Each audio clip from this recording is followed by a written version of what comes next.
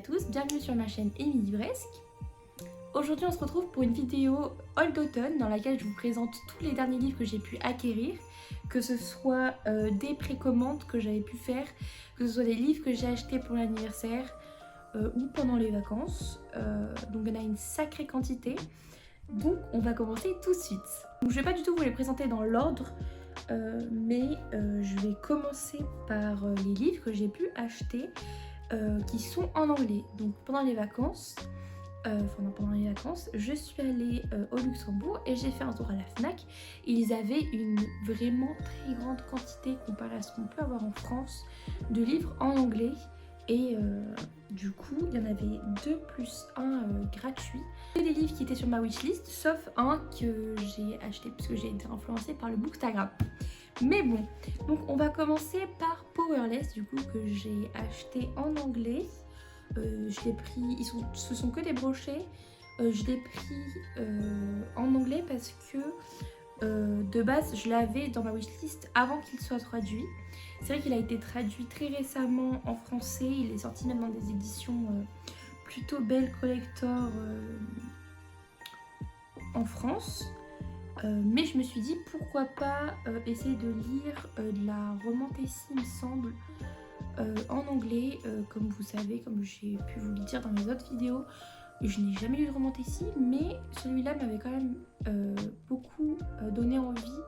J'avais pu le voir sur la chaîne de Nina Quill et je me dis pourquoi pas le lire en anglais. Il n'a pas l'air très long, quand même 500 pages, mais je pense pas que ce soit très long à lire. Je pense pas que ce soit très compliqué, même si c'est un univers un peu romantique.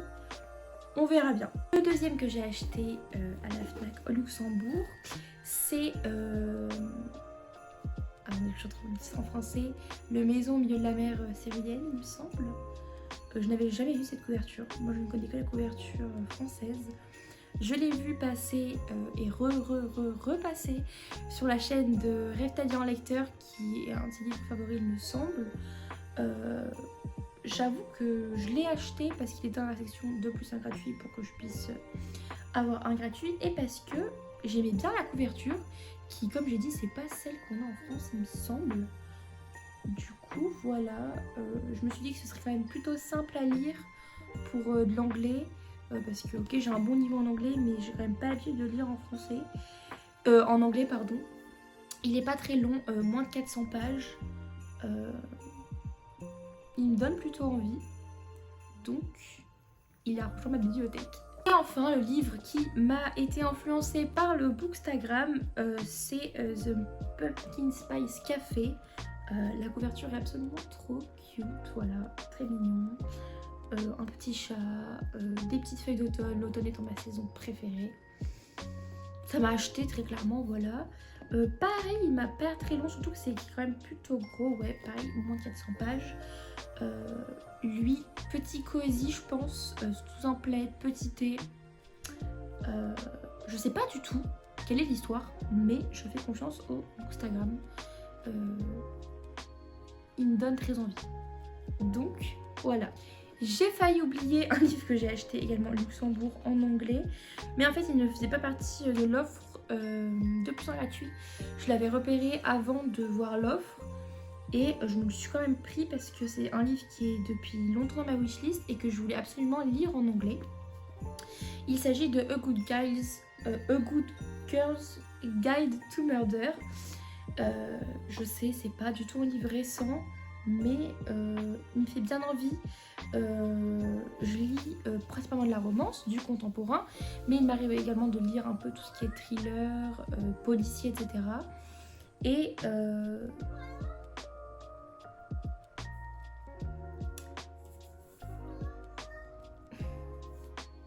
je pense qu'il coche les cases. Il m'avait beaucoup donné envie à la période où ça en parlait beaucoup sur les réseaux. J'ai plus trop l'histoire en tête, mais je sais que s'il était toujours à ma wishlist, c'est qu'il me fait toujours autant envie. Donc je pourrais le découvrir en anglais. Et voilà, j'ai trop hâte. Donc maintenant je vais repasser aux livres en français, les livres que j'ai pu m'acheter de mois à mois pour mon anniversaire et des livres qui m'ont donné envie et que je me suis offert pendant les vacances. Donc on va commencer par un livre qui contient de jolis marque-pages. Il s'agit de The Heartbeat de Alice des Merveilles, donc le deuxième tome de Heartplayers, il me semble, oui c'est ça. Vous ne savez pas à quel point j'ai galéré à le trouver. Je voulais absolument continuer cette saga qui m'avait beaucoup plu. Mais c'est vrai que j'ai galéré à le trouver dans toutes les Fnac, Cultura ou librairies que j'allais. Il fallait le commander et j'ai fini par le trouver. C'était le dernier, du coup il est un peu abîmé ici en bas. Mais c'était le dernier qu'ils avaient, donc je l'ai quand même pris. Il me fait vraiment très envie, j'ai très hâte de le lire. Je pense peut-être pas cet automne, cet hiver. Mais j'ai hâte de continuer à découvrir cette saga. Voilà. Ensuite, je suis partie en quête d'une romance de Noël. Je suis fan des téléfilms de Noël, des films de Noël, etc. Mais tout ce qui est romance de Noël en livre, j'avais pas trop encore sauté le pas. Et j'avais vu celui-ci sortir chez Comet, Un Noël presque parfait, avec un magnifique jaspage avec hôtel en dessous et au-dessus. Rien de fancy, mais j'adore la couverture et j'avoue que tous les ouvrages qui sont sortis chez Comet récemment me font très envie. Je les ai pas du tout tous dans ma bibliothèque. Il me semble que j'ai que Better Than the Movies, mais du coup c'est l'occasion de découvrir un autre ouvrage de chez Comet. Je me suis pas spoil. J'ai pas lu le résumé, je l'ai juste vu dans la communication de Comet passer sur les réseaux. Et j'ai confiance, je suis sûre que ça va me plaire, c'est une romance de Noël. Donc ce sera lu à Noël pour les fêtes cet hiver. J'ai vraiment hâte de me mettre dans ce petit mood tout doux, tout mignon, de petites romances de Noël, bien clichés, tout ce qu'on aime. Et également, pour bien commencer le mois de décembre, un calendrier de l'Avent. Et évidemment, en tant que bonne lectrice, je me suis acheté un calendrier de l'Avent livre. Et du coup, j'ai opté pour Secret Santa de Sophie Jomain. Donc, si vous ne connaissez pas, il s'agit d'un livre avec des chapitres à ouvrir au fur et à mesure des jours. Et du coup, ça vous fait toute l'histoire complète. Je n'ai jamais eu de livre de ce type. J'ai vraiment hâte de découvrir, d'avoir mon petit calendrier de l'Avent bien cliché lectrice à moi, même s'il sera complété par un calendrier de l'Avent chocolat. Hein. Il ne faut pas se voiler la face, mais voilà, la couverture est sublime. Et pareil, je me suis pas spoilée, j'ai pas lu. Je vais me laisser la surprise, je veux prendre le temps de le savourer comme je pourrais le faire, puisque ce sera un chapitre par jour. Et voilà, que demander de plus? Également deux autres livres que j'ai pu, sur lesquels j'ai pu craquer tout simplement en passant en librairie, mais cette fois-ci des formats poche, j'ai été plus raisonnable. J'ai évidemment acheté le tome 2 de La Femme de ménage, puisque j'ai lu le tome 1 de La Femme de ménage en lecture commune avec le Discord de Christiane Tran. Et il me fallait le tome 2 et en plus il est en poche, du coup il match celui que j'ai. Et voilà, donc comme ça je pourrais le lire quand je veux. C'est pas prévu pour tout de suite, mais j'ai pas trop envie de laisser traîner, j'ai envie de continuer dans cette lancée. Et j'ai également acheté You With a View parce que je l'ai vu passer sur les réseaux des américaines, sur les réseaux de tout le monde. La couverture est bien cliché, bien cute comme j'aime. Je me suis laissée happer tout simplement. Puis c'était un format poche, donc je me suis laissée également convaincre par le plus petit prix que les brochets. Et je pense que je vais adorer tout simplement. J'ai tellement hâte de le lire, mais je pense pas que ce soit ma lecture prochaine, mais j'ai clairement trop hâte de le lire. Voilà.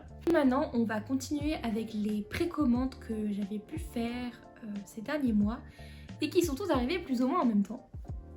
Donc, on commence par Atalante de Cassandre Lambert. La couverture est magnifique. J'avais hésité à me le prendre en format relié collector, mais finalement j'ai été plus raisonnable. C'est écrit plutôt gros, hein, c'est publié, c'est de la jeunesse. Il est vraiment pas du tout long. De ce que j'avais vu, il fait 300 pages, à peine un peu plus, genre 310 pages. Et c'est pas le genre de livre, le genre de thème que je lis, Grèce antique, etc. Mais je me suis laissée hyper par quand même le résumé qui me tente bien, avec une héroïne qui défend ses droits, etc. La couverture qui est absolument trop belle, et je voulais absolument découvrir La plume de Cassandre Lambert. Donc il rejoint ma bibliothèque, et comme c'est un format jeunesse et qu'il est tout petit, je pense que je pourrais le lire très vite. Donc peut-être qu'il sera lu courant l'automne ou en hiver. On passe au livre que j'attendais le plus de ces derniers mois. Quand je l'ai reçu, j'étais tellement heureuse, vous n'avez pas idée. Il s'agit du tome 3 d'Absolu, enfin. Il est trop beau, déjà, pour commencer. Il est bien gros, c'est un bon gros bébé, il fait 600 pages, il me semble. Bon gros bébé, mais ça sera ma prochaine lecture. Mais j'ai envie de le savourer, j'ai pas envie de quitter cet univers. Je sais que c'est le dernier tome, j'ai absolument envie de savourer cet univers, même si je sais que Margot Dessen va certainement nous faire pleurer, beaucoup trop dans ce tome. Je ne vois que des bons avis passer, mais je ne me spoil pas. Ce sera ma prochaine lecture, j'ai vraiment très hâte, je l'attendais avec impatience, il est désormais entre mes mains. Également un craquage qui n'était pas prévu, mais je l'ai vu passer, pareil sur les réseaux, je suis très influencée, voilà. Comme vous savez, j'ai lu la duologie She's Falling for the Sky récemment, et ça a été un énorme coup de cœur. Et j'ai vu passer qu'il faisait une édition collector reliée des 2 tomes, et du coup j'ai craqué tout simplement. Et je la trouve absolument magnifique, le travail éditorial sur ce livre, sur cet objet livre, est incroyable. Donc on a une très belle jaquette quand même, avec les résumés derrière, donc on a quand même un petit effet brillance. Et même sans la jaquette, on a une très belle couverture dos. Hop. Et on a évidemment des très belles illustrations à l'intérieur, avec des petites phrases bien significatives de la duologie. Et voilà. Et ah oui, mais je vous ai pas montré le jaspage évidemment, qui est absolument partout. Et voilà, je suis très contente d'avoir cet objet livre dans la bibliothèque. Ça me donne limite envie de me refaire une relecture des 2 tomes, mais pas pour tout de suite. Mais vu l'énorme coup de cœur que j'avais eu sur ces livres, il m'était indispensable de me procurer cet ouvrage, et j'en suis ravie.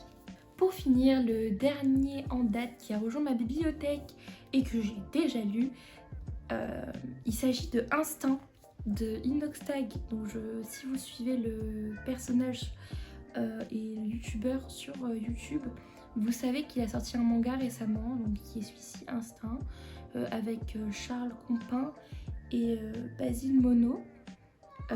Je l'ai acheté en précommande, et du coup c'est pour ça que je l'ai déjà reçu et déjà lu, et je suis franchement bluffée. Pour un livre de youtubeur qu'on peut penser, comme souvent on a eu des livres un peu, je vais pas dire bancal, mais un peu cliché, un peu facile à faire, non, il a fait un manga donc c'est quand même pas pareil. C'est pas le format BD aussi, mais ça s'en rapproche quand même. C'est pas un livre sur sa vie ou quoi. Et Instinct, c'est quand même une histoire fictive, ça parle pas du tout de sa vie, même si au début il nous explique comment il est tombé sur cette idée, ça peut faire lien. Mais je trouve l'idée du manga très bien trouvée, j'ai vraiment accroché, et les dessins sont vraiment beaux. Alors je vais vous montrer les quelques dessins en couleur du début. Comme vous le savez, c'est un manga, donc c'est en noir et blanc. Et je trouve vraiment les dessins vraiment incroyables quoi. Franchement, il s'est vraiment bien associé pour ce travail et j'ai vraiment kiffé. J'ai vraiment adoré ce manga. Donc vraiment ici tout seul, j'ai vraiment hâte de lire le tome 2. J'espère qu'il prendra pas autant de temps que le tome 1 à se faire. Mais incroyable. Donc si vous hésitiez par rapport au personnage qu'il est ou si vous le suivez quand même pas trop sur YouTube, l'œuvre à part entière, le manga à part entière est vraiment très très beau. Enfin moi j'ai vraiment adoré et comme j'ai dit les dessins sont sublimes et je trouve l'histoire très bien trouvée. Donc si vous hésitiez, n'hésitez plus. Donc voilà, c'est fini, c'est tout pour cette vidéo. On est quand même avec un bon compte de livres qui se rajoute dans ma bibliothèque. Je vais commencer à manquer de place. Je vais devoir un peu trouver de la place au milieu de mes étagères, mais ça va se faire. Très très hâte de lire tous ces livres, tous ceux que j'ai pu acheter et de vous faire des retours finalement. J'ai fait quelques retours récemment sur mon compte Instagram Emilivresque. N'hésitez pas à aller me suivre là-bas, il y a tous les liens en barre d'infos. Et je vous dis à bientôt dans une nouvelle vidéo. Bye!